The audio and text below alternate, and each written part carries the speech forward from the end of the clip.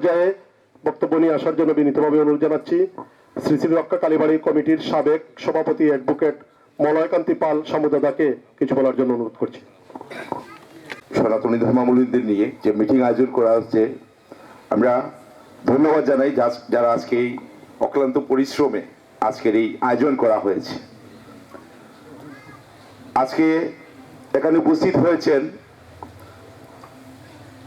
আমাদের এই দক্ষিণ সুরমার গর্ব, আজকের এই দক্ষিণ সুরমার গর্ব, যিনি উঠে এসেছেন একটি রাজনীতির পরিবার থেকে, যার পিতা ছিলেন স্বনামধন্য রাজনীতিবিদ, তারই হাত ধরে ওনার সুপুত্র এসেছেন।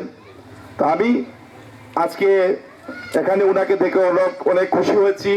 আজকের এই অবহেলিত এলাকায় উনি এসেছেন আমাদেরকে আগামী নির্বাচনে উনি ধানের শীষের প্রতীকে উনি নির্বাচন করবেন। তো আমরা আশা করব আজকের এই 27 নম্বর ওয়ার্ডের আয়োজিত হিন্দু ধর্মাবলম্বীদের যারা আছেন এখানে, উনাকে আপনাদের মহামূল্যবান ভোট দিয়ে উনাকে জয়যুক্ত করবেন। তারপর আমাদের দাবি দেওয়া অনেকটুকু উঠে এসেছে।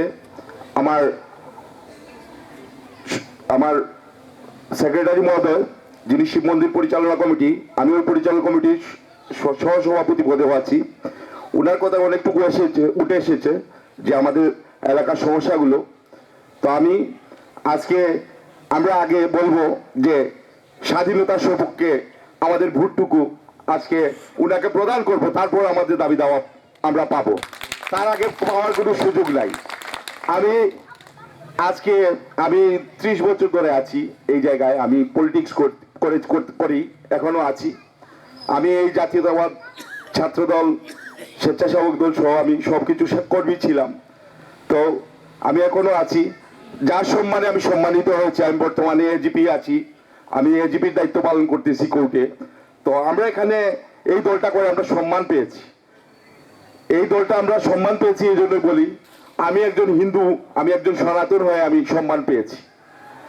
আজকে এখানে উপস্থিত আছেন আমার পরিবারের আরেকজন, যিনি আমার মামা শ্বশুর, নেহারঞ্জন দাস, উনি আমার মামা শ্বশুর হন।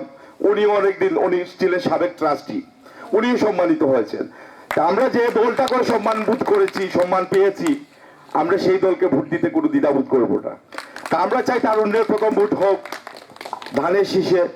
আমরা যদি ওনাকে সম্মানই না দিতে পারি, ভোট না দিতে পারি, জয়যুক্ত না করতে পারেন, তাহলে আমাদের দাবি দেওয়াগুলো কিভাবে পূরণ হবে?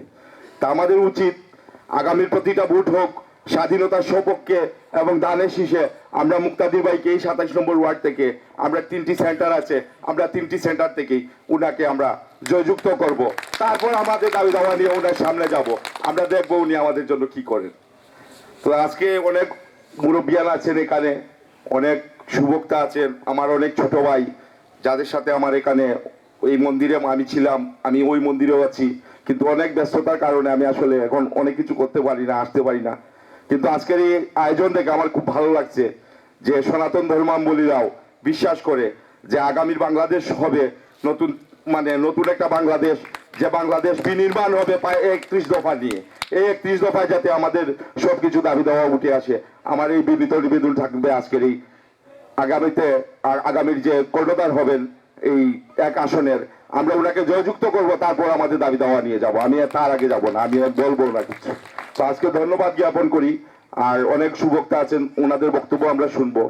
তো আজকে আমি আমার বক্তব্য এখানেই শেষ করেছি। ধন্যবাদ সবাই।